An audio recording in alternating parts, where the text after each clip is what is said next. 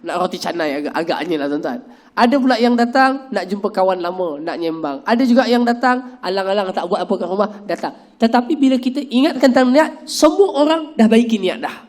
Dia kata, ya Allah, aku datang dalam majlis ini untuk dapatkan redha-Mu, pahala daripada sisi-Mu, ya Allah, kurniakanlah. Kan kita pun tenang dengan niat itu. Kerana kita diingatkan. Tetapi di luar nanti kita keluar dengan banyak urusan, keinginan, kadang-kadang niat itu akan jadi berubah. Dan berubah. Maka tuan-tuan, kata mereka orang-orang yang saleh, tidak aku dapati suatu kerja ke atas diriku yang paling payah selain daripada sentiasa membetulkan niat. Kata orang saleh tuan, dia kata apa? Tidak aku dapati suatu kerja yang paling payah ke atas diriku sendiri, ke atas diri sendiri, selain daripada sentiasa membaiki niat. Sukar je. Okay? Dia tak macam nak potong rambut, urut badan. Dia cuma hati je nak digerakkan bagaimana. Maka hadirin yang saya kasih sekalian, di atas dasar dan perkara itulah kita perlu sentiasa mengamati dan memahami bahawa, tuan-tuan, bahawa niat kita rahsia kita dengan Allah. Orang boleh menghukum dengan apa jua hukuman terhadap zahir kita. Dia ni. Tetapi tuan-tuan, hakikat dia adalah dengan Allah, merupakan rahsia yang tersembunyi di antara dia dengan Allah SWT.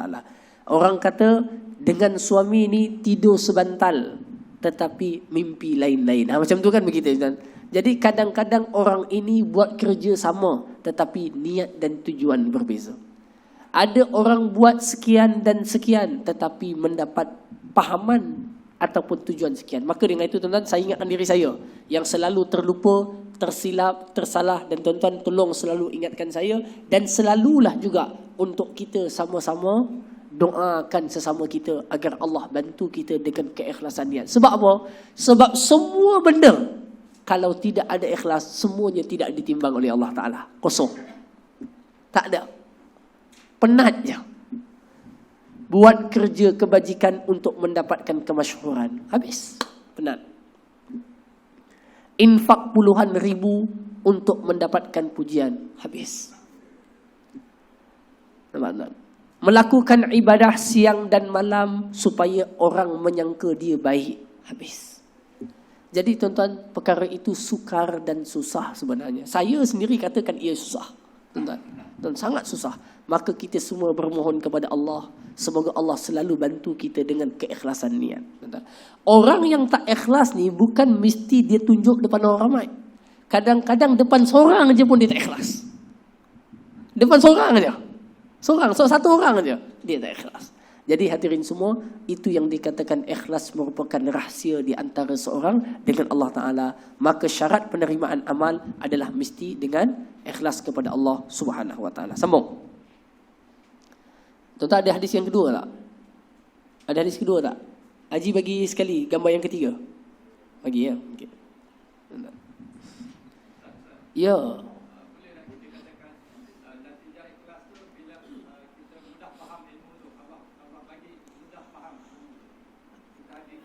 Okey.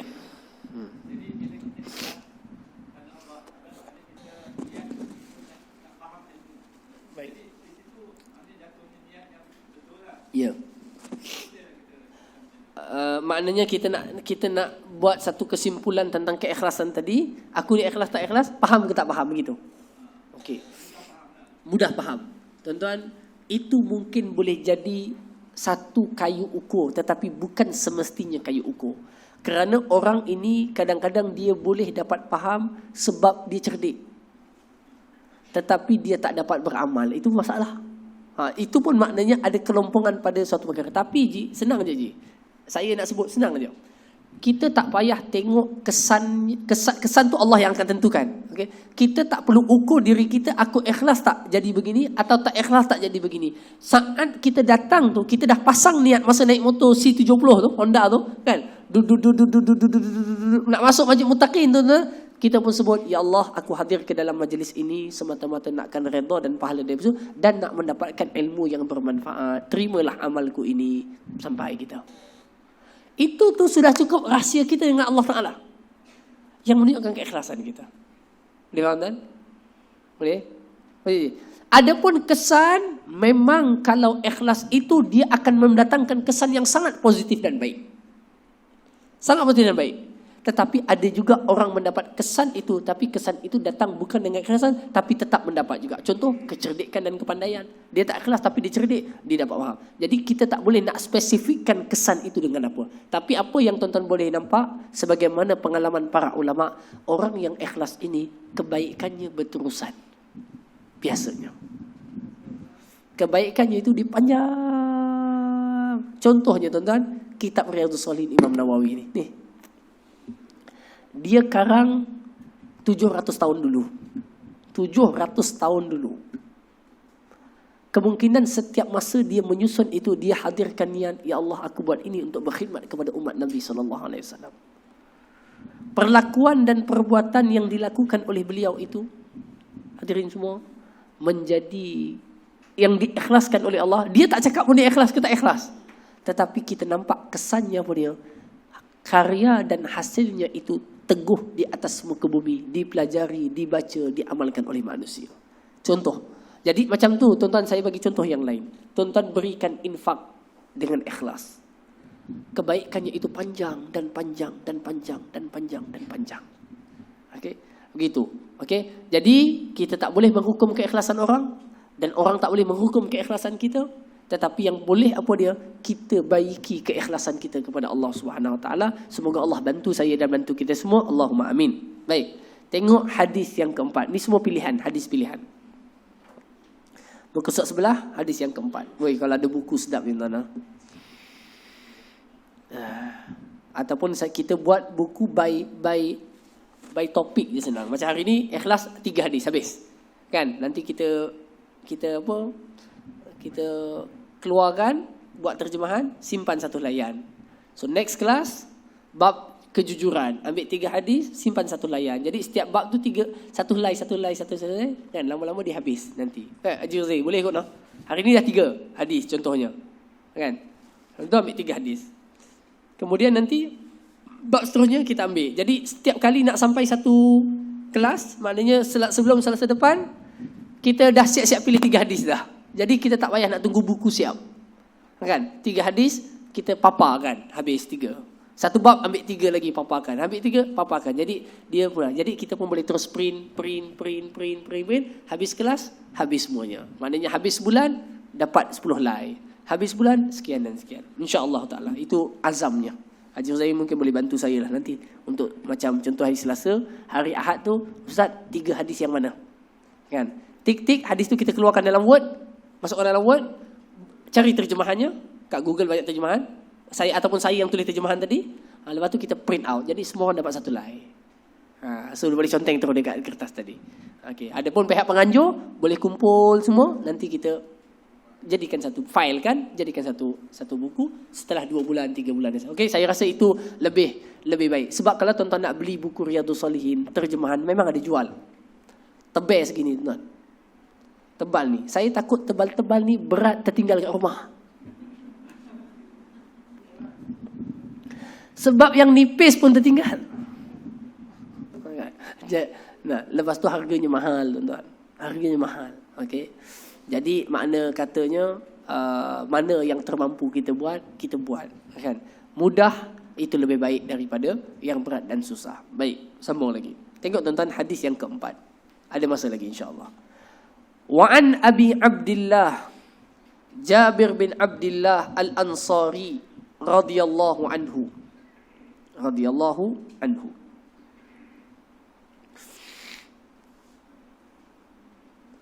Jabir bin Abdullah radhiyallahu anhu. Jabir bin Abdullah Al-Ansari radhiyallahu anhuma qala kunna ma'an nabiyyi sallallahu alaihi wasallam fi ghazatin faqala inna bil madinati la rijalan ma sirtum masiran wala qata'tum wadiyan illa kanu ma'akum habasahumul marad Wa fi riwayatin illa syarakukum fil ajri. Tuan-tuan tengok hadisnya bersama. Kata Nabi SAW daripada Abdullah Jabir bin Abdullah Al-Ansari radhiyallahu anhuma, beliau berkata, beliau telah bersabda, adalah kami bersama dengan Nabi SAW dalam satu peperangan. Perang ini tuan-tuan boleh notekan dekat situ, perangnya adalah perang Tabuk. Okey. Maknanya apa? Jabir kata, kami bersama dengan Nabi dalam satu perang. Perang itu adalah perang Tabuk. Perang itu adalah perang Tabuk. Faqala, lalu telah berkata. Berkata siapa? Telah berkata Nabi SAW. Nabi pun berkata, inna bil madinati la rijalan masirtum masira. Sesungguhnya dekat Madinah. Maknanya apa? Nabi dekat mana? Nabi dekat mana? Tabuk. Allahu Akbar, Haji Mahfuz. Buat julung-julung kalinya selepas PKP jawab dengan tepat je. Buat julung kalinya. Baik. Nabi dan para sahabat di Tabuk yang pergi perang. Tapi Nabi kata, inna bil madinati la rijalan. Dekat Madinah yang jauh kita tinggalkan itu, ada beberapa orang di kalangan sahabat kita. Kata Nabi apa? Masirtum masira. Dia tak ikut kita jalan jauh merentasi daerah-daerah padang pasir yang panas untuk perang. Dia tak ikut. Wala qata'tum wadiyan. Dia tidak merentasi lembah-lembah. Maknanya tak jalan jauh dengan kita sama-sama. Illa kanu ma'akum. Melainkan, tetapi dia sebenarnya sedang bersama dengan kamu dalam perang ini. Faham tak tuan? Nabi kata ada orang kat Madinah, dia tak ikut merentasi padang pasir, lembah-lembah untuk pergi jihad. Tetapi mereka semua sama dengan kamu. Boleh faham tak? Contohnya macam ni lah tuan-tuan. Tuan-tuan sekarang ni duduk pergi kuliah. Ada beberapa orang muslimin dan muslimat, dia tak datang kuliah, tapi dia dapat pahala pergi majlis ilmu. Kita pun terkejut. Macam mana itu? Macam mana itu? Nabi pun kata, habasahumul marad. Mereka tertahan dengan sebab sakit. Maksudnya apa? Maksudnya apa? Maknanya, kalau dia sehat, dia dah hadir dengan kita dah. Maknanya apa? Mereka semua telah memasang niat dan azam untuk berjihad bersama dengan kita. Tetapi sebab mereka tak mampu kerana sakit, mereka tak pergi. Mungkin ada orang nak datang majlis ini bersama. Mungkin, contohnya tuan-tuan. Tapi kota Dewan dah penuh. Sampai-sampai, penuh dah. Terpaksa balik. Tapi niatnya sampai dah ke sini. Ataupun ada orang yang nak datang bersama dengan kita, tetapi disebabkan anaknya sakit, dia menyimpan keinginan itu, jaga anaknya sakit di rumah. Ataupun hadis ini memberikan makna apa? Niat seseorang itu jauh lebih utama daripada amalan dia.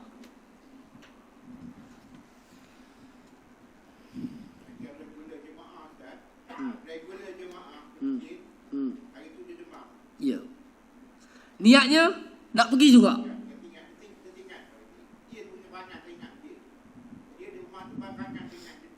Yalah dia yang nak pergi tapi tak boleh pergi sebab demam, tuan-tuan. Niatnya sampai seperti orang yang pergi ke masjid. Habasahumul marad. Dia tertahan dengan sebab sakit. Faham namanya apa? Di sini dalil bahawa niat seseorang itu jauh lebih utama dan lebih niat seseorang itu lebih penting ataupun lebih besar daripada amalnya sendiri. Maknanya dia belum beramal lagi, dia dapat pahala itu dah. Kan? Jadi ini penting niat. Sebab tu tuan-tuan, niat ni dia tak payah gerak-gerak macam ni. Ni angkat letak sini, angkat letak sini. Tak. Dia kat situ je, tapi nak bagi tune kan, bagi dia betul je. Selalu nak bagi betul. Tapi tuan-tuan, hak itulah yang payah. Sebab apa? Sebab dia selalu berbolak-balik. Saya sendirilah tuan-tuan. Berbolak-balik. Pergi satu tempat, kenapa? Niat apa? Sebab apa? Okey, tuan-tuan. Dan dia lain tau. kalau kita buat tu, kita ada niat yang baik tadi, ikhlas tuan-tuan, kita punya perbuatan tadi lapang, tenang, bahagia, sejuk, ada lain. Kalau tak tuan-tuan, serabut, ada je, nampak tuan-tuan? Okay? Ada je dia punya benda-benda seperti itu. Kalau pergi masjid tu tuan, dia tak senang je dengan orang. Tengok tu tak kena, tengok ni tak kena, tak. Tapi orang yang ikhlas tuan-tuan dapat dilihat pada dia punya kedamaian, ketenangan dan perkara-perkara yang kita sebutkan tadi. Baik, sambung lagi kalau ada soalan. Kalau tak ada soalan. Mana? Dengar ni je. Orang sakit yang memang tak boleh datang. Kalau dia sakit boleh datang, dia kena datang. Faham tak? Sakit yang tak boleh datang, maknanya apa? Dah terbaring. Nak bangun pun kena papah. Yang tu tak pergi masjid. Tapi dia, kalau dia tak sakit macam tu, dia sampai masjid dah. Maka setiap waktunya insya-Allah pada niatnya yang nak pergi masjid, semua disampaikan dengan kedudukan dan pahala seperti itu. Walaupun di rumah. Nampak tak? Jadi dekat sini ni apa benda besar kita dapat faham. Saya pun nak kena ingat selalu. Tuan-tuan doakanlah saya semoga Allah selalu berikan kita yang baik. Apa dia? Iaitu kena pandai mengeksploitasi niat kita. Eksploitasi iaitu gunakan niat kita. Baik. Hadis terusnya. Ya.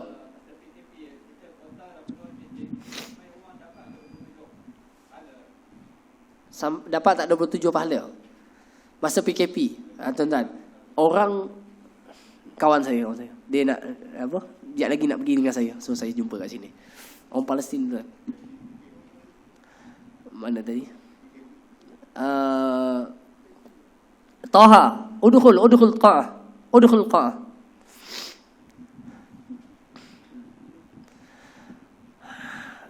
Tuan-tuan, nanti kan sebelum kita habis dalam 2 minit, saya nak suruh dia baca Quran. Tuan-tuan dengar bacaan Quran dia lah.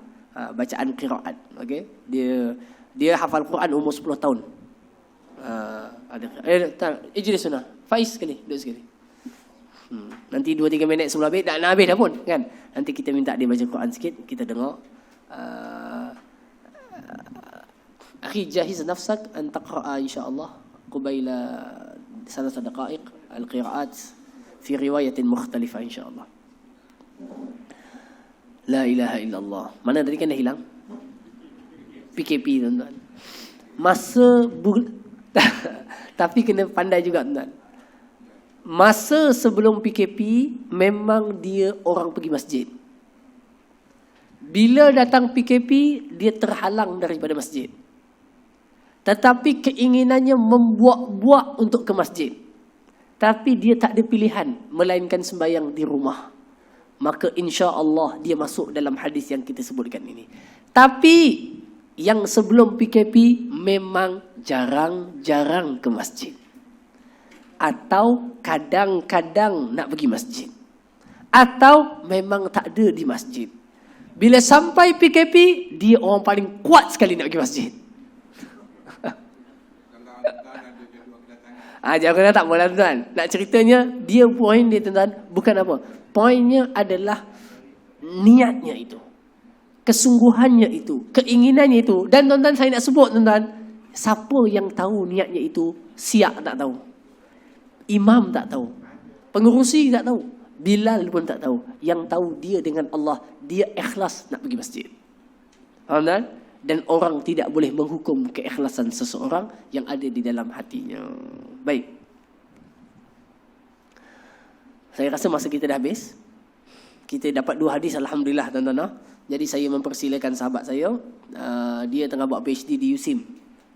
Okey, umur 29 tahun tengah buat PhD di USIM dalam bidang syariah. Baru setahun dah buat PhD. Jadi dia ke sinilah, saya bantu dia sikit-sikit lah apa yang boleh dibantu untuk dia punya pengajian dia di sini, buat research dan sebagainya di sini. Jadi saya mempersilakanlah beliau untuk baca beberapa ayat suci Al-Quranul Karim untuk kita sama-sama dengar, hayati dengan tenang. Dan saya minta dia baca bukan qiraat bacaan kita biasa. Faham tak? Maknanya qiraat yang pelbagai. Nanti tuan akan dengar lah bunyi itu macam lain-lain sikit kan. Wadduha ke kan. Jadi itu qiraat dan semua bacaan ini sampai kepada baginda Rasulullah sallallahu alaihi wa ala alihi wa sahbihi wa baraka wasallam. Tafadhal ustazna. Taqaddam wa qa alaihim. Tafadhal.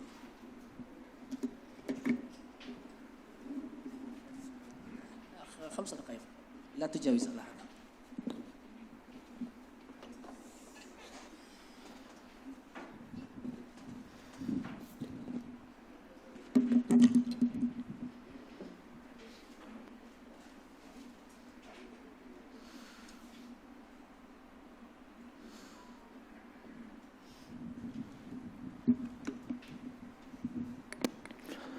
السلام عليكم ورحمة الله وبركاته.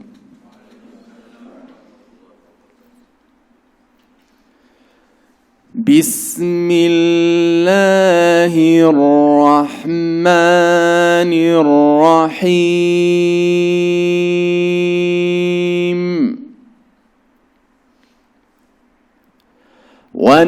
والنجم إذا هوي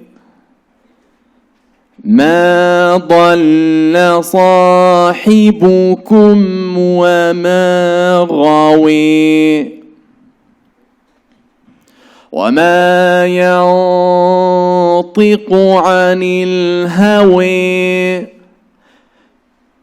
إن هو إلا وحي يوحي علمه شديد القوى ذو مرة فاستوي وهو بالأفق الأعلى ثم دنا فتدلي فكان قاب قوسين أو أدني فأوحي إلى عبده ما أوحي ما كذب الفؤاد ما رئي لقد رئي من آيات ربه الكبر أفتمرونه على ما يري ولقد رئيه نزلة أخرى عند سدرة المنتهى عندها جنة المأوى إذ يغشى السدرة ما يغشي بسم الله الرحمن الرحيم وأعدوا لهم ما استطعتم من قوة ومن رباط الخيل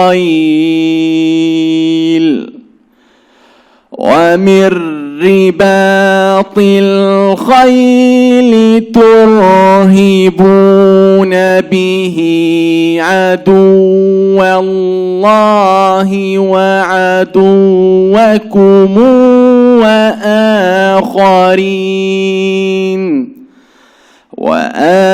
وآخرين من دونهم لا تعلمونهم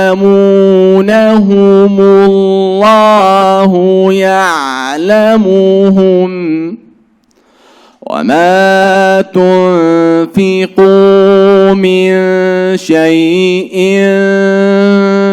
في سبيل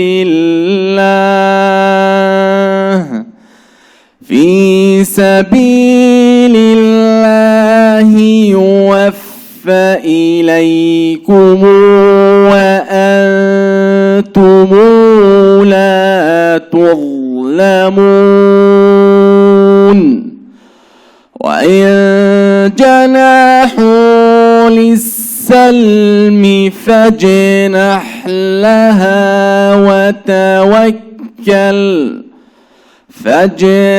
لها وتوكل على الله. بسم الله الرحمن الرحيم.